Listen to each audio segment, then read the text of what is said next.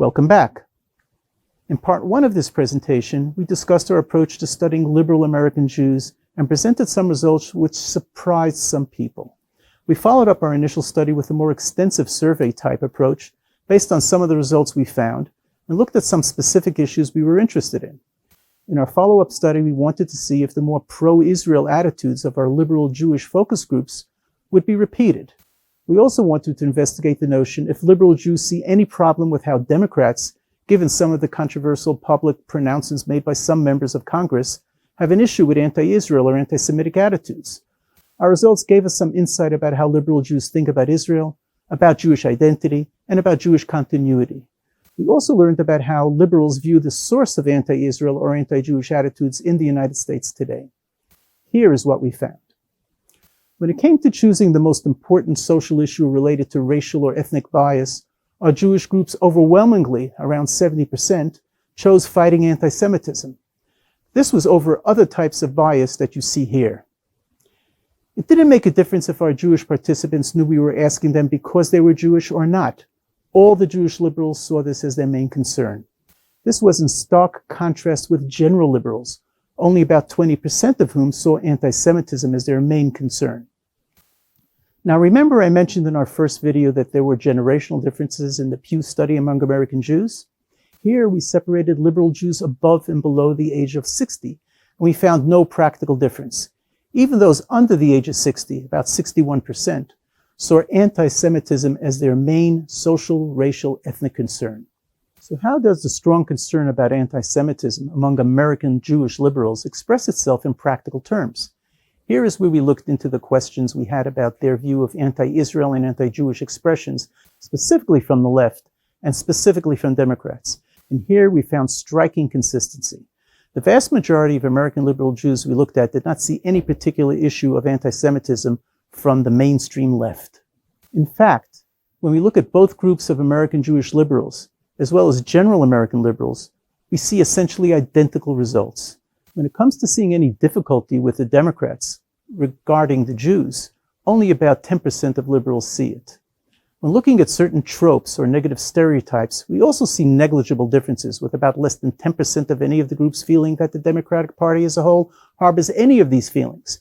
And here there is no difference between the over 60 or under 60 population of Jews. So what exactly do liberal Jews mean when they say they're concerned about anti-Semitism? Is it all forms of anti-Semitism or only certain types? And does their concern really mean something else? When Jews say anti-Semitism, can it be they're worried about racism in general, white supremacy, or is it just a way of saying, as some may feel, that they're basically anti-Trump? We took a look at a few other specifically Israel or Jewish-related issues and how our American liberals felt. When it came to violence, about half our Jewish liberals felt that Palestinian demonstrations at the Gaza border fence have at times crossed the line into unacceptable behavior, as compared with about 30% of general liberals. For all our participants, Palestinian violence was the highest unacceptable behavior among any of the various political demonstrations or acts noted. Here, we found a clear generational difference.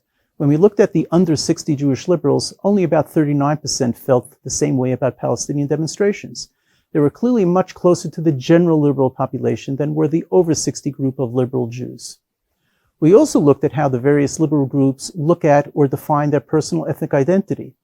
While about 20% of the Jewish groups defined it on the basis of religion, only about 5% of general liberals did so. The majority of both over 60 and under 60 liberal Jews defined their Jewish identity as a social identity, consistent with the Pew results. But it was another question that was quite striking. We asked participants about the relative importance of various aspects of their personal ethnic identity. When it came to choosing a life partner from your own ethnic group, only about 20 to 25% of liberal Jews found that important. Among general liberals, it was about 14%.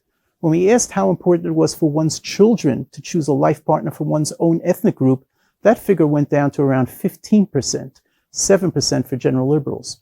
For the under 60 group of liberal Jews, the figures were about the same. What that means is that our sample of liberal Jews did not see great importance in their children or themselves marrying or partnering with another identified Jew.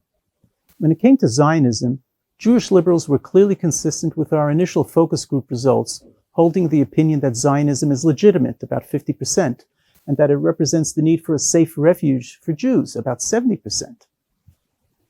But when we looked at the under 60 Jewish liberal sample, those figures went down to around 35% for legitimacy of Zionism and 56% for the importance of Israel being a safe refuge for Jews. We also noted differences in the over 60 and under 60 participants when it came to ranking the importance of recognizing Israel as the nation state of the Jewish people. Overall, over half of Jewish liberals saw this as the most important criterion for settling the conflict. Only about 37% of the under 60 group saw it that way, while about a quarter of general liberals endorsed the notion. A greater number of general liberals, as well as under 60s, felt human rights and social justice needs of the Palestinians was of primary importance. So what does this all mean? We think the data should speak for itself. We also think we can always use more data and more research. So we need to be very careful when trying to draw conclusions, definitive conclusions, from limited research. But from the perspective of people who work in support of Israel, there are two sides to the coin when it comes to American liberal Jews. Let's look at the first side. American liberal Jews support Israel. They are aware of their Jewish identity and are aware of anti-Semitism. They do not support or excuse away Palestinian violence, and they see the preservation of Israel's Jewish character as more important than preserving the human rights for Palestinians. Now, the other side of the coin. Younger, under 60 liberal Jews seem to be drifting away from the more classically pro-Israel views of the over 60 group. But all the liberal Jews we studied were consistent in not seeing any issue with anti-Semitism from the left. They generally did not see any problem with the Democratic Party as far as Jews are concerned, did not feel that any of the anti-Semitic tropes expressed by some members of Congress is something that the Democrats need to address. But perhaps the most challenging finding we had is related to Jewish identity and Jewish particularism and continuity. Even among older, more traditional pro-Israel liberal Jews, there was a lack of concern for having themselves or their children partner with other Jews in choosing mates. From a social and cultural perspective, what does this mean when looking down the road in these families? As less and less Jews choose other Jews to partner with, will such families continue to identify as Jewish at all? Politically, with younger Jewish liberals adopting positions similar to general liberals, it would also appear to possibly signal the disappearance of Jewish liberals as a distinct voting bloc as they blend in and become indistinguishable from other American liberals. One important proviso here is that all these findings pertain to self-identified liberal Jews, so the results should not be projected onto the general Jewish population as a whole.